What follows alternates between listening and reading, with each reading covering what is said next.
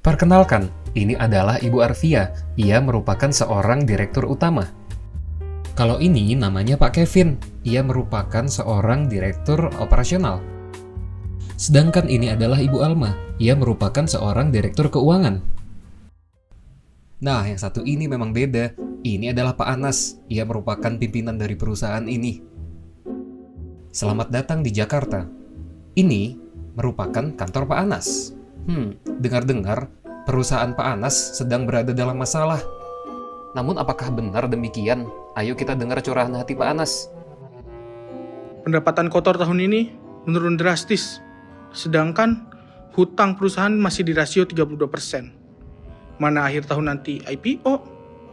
Tapi kok sampai sekarang belum ada ya yang lapor ke saya? Apa jangan-jangan mereka sengaja nutupin dari saya? Pagi Pak Anas. Pagi Bu Arfi, silakan duduk Bu Arfi. Makasih Pak.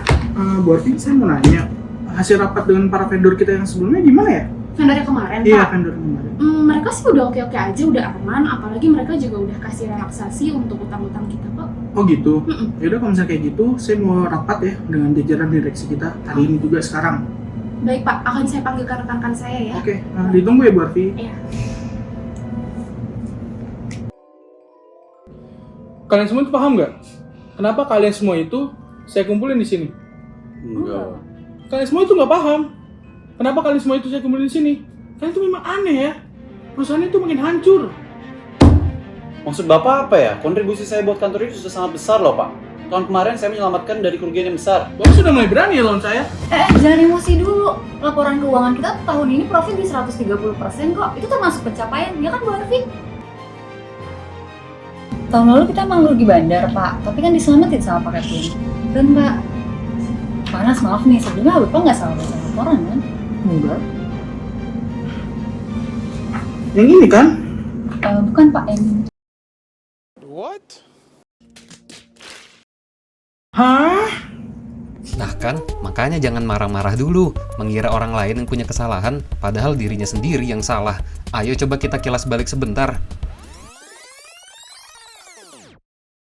Kita saat ini sedang berada di momen Pak Anas masih under control atau masih di dalam kendali dirinya sendiri.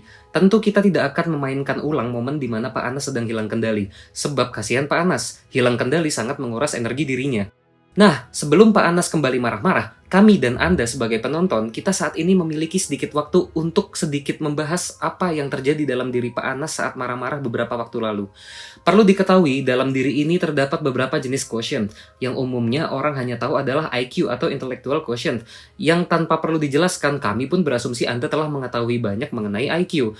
Namun, perlu kami sampaikan bahwa jenis quotient masih banyak selain IQ. Antara lain, yang pertama adalah EQ atau emotional quotient. Emotional quotient atau EQ adalah kemampuan seseorang untuk menerima, menilai, mengelola, serta mengontrol emosi dirinya dan orang lain di sekitarnya. Dalam hal ini, emosi mengacu pada perasaan seseorang terhadap informasi akan suatu hubungan. Yang kedua adalah SQ atau spiritual quotient. SQ merupakan kecerdasan spiritual atau kecerdasan jiwa yang membantu seseorang untuk mengembangkan dirinya dan mampu menerapkan nilai-nilai positif dalam kehidupan. Hal ini tentu ada kaitannya dengan keyakinan atau kepercayaan kita terhadap nilai-nilai yang sifatnya intangible atau yang tidak berbentuk, seperti halnya nilai yang diajarkan oleh sebuah agama. Dan yang ketiga adalah AQ atau adversity quotient. Adverse sendiri artinya adalah sulit. Adverse merupakan kata sifat. Sedangkan adversity sebagai kata benda berarti kesulitan. Maka secara singkat adversity quotient adalah kecerdasan untuk menghadapi kesulitan-kesulitan hidup dengan menggunakan akal pikiran, kemampuan mengolah emosi, dan keimanan kita serta keteguhan hati dalam menghadapi kesulitan. Sejenak kita kembali ingat momen Pak Anas marah-marah. Hal tersebut merupakan kegagalan Pak Anas dalam mengatur emotional quotient atau EQ dalam dirinya. Menurut psikolog Amerika Daniel Goleman, yang mungkin saja kalau ia lahir di Sumatera namanya adalah Amang Boru Dani Goleman. Namun nyatanya peraih Washburn Award for Science Journalism ini merupakan pria kelahiran California. Daniel Goleman menggagas sebuah teori di mana emotional intelligence atau kecerdasan emosional terdiri dari 5 komponen. Yang pertama adalah self-awareness. Kesadaran diri atau self-awareness adalah kemampuan untuk mengenali dan memahami emosi diri sendiri. Di luar pengenalan emosi, seseorang yang cerdas secara emosional menyadari pengaruh tindakan, suasana hati, dan emosinya terhadap orang lain. Dengan kata lain, self-awareness terdiri dari unsur emotional self-awareness, accurate self-assessment, dan juga self-confidence. Yang kedua adalah self-regulation. Seseorang yang cerdas secara emosional tidak mengurung emosi dan menyembunyikan perasaan yang sebenar-benarnya. Hanya saja mereka tahu cara mengekspresikan emosi dengan tepat. Mereka yang terampil dalam self-regulation cenderung fleksibel dan beradaptasi dengan baik terhadap perubahan. Mereka juga pandai mengelola konflik, meredakan situasi tegang atau sulit, dan bertanggung jawab atas tindakan mereka sendiri. Self-regulation terdiri dari emotional self-control, trustworthiness, conscientiousness, adaptability, innovation. Keterampilan sosial atau social skills. Social skills secara umum terdiri dari influence, communication, conflict management, leadership, change catalyst, building bonds, collaboration and cooperation, juga teamwork capabilities. Yang keempat adalah empati. Empati terdiri dari unsur understanding others, developing others, service orientation, leveraging diversity, political awareness. Yang kelima adalah motivasi. Secara singkat, motivasi terdiri dari unsur achievement drive, commitment, initiative, dan juga optimism. Nah, merujuk kepada kejadian Pak Anas yang gagal mengendalikan diri tadi, berdasarkan teori 5 komponen EI di atas, Pak Anas jelas gagal pada komponen self-regulation atau regulasi diri. Jika kita analisa secara singkat, yang pertama, Pak Anas awalnya nampak beritikat baik untuk mengumpulkan para jajaran direksi.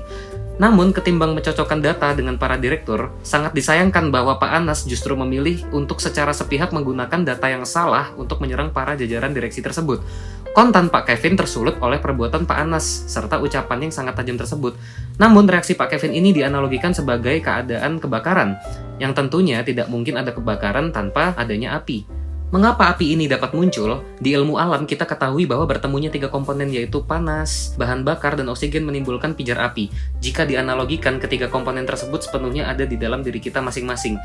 Di sini dirasa sangat penting bagi seseorang pemimpin seperti Pak Anas tersebut dapat menguasai ketiga elemen tersebut.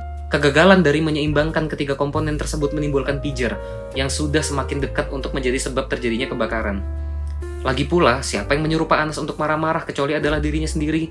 Ingat, kendalikan diri kita sendiri terlebih dahulu sebelum orang lain kendalikan diri kita. Bagaimana mungkin seorang pemimpin berhasil mengubah kota, mengubah provinsi, negara, atau bahkan ingin mengubah dunia jika ia tidak bisa mengubah dirinya sendiri terlebih dahulu? Nah, apakah Anda baru mengetahui 5 komponen EI ini dan menyesal mengapa tidak mengetahui ini lebih awal? Tenang, tidak ada kata terlambat bagi kita untuk berubah. Sebuah start yang bagus adalah ketika kita sudah menyadari hal apa yang perlu diubah dari diri kita.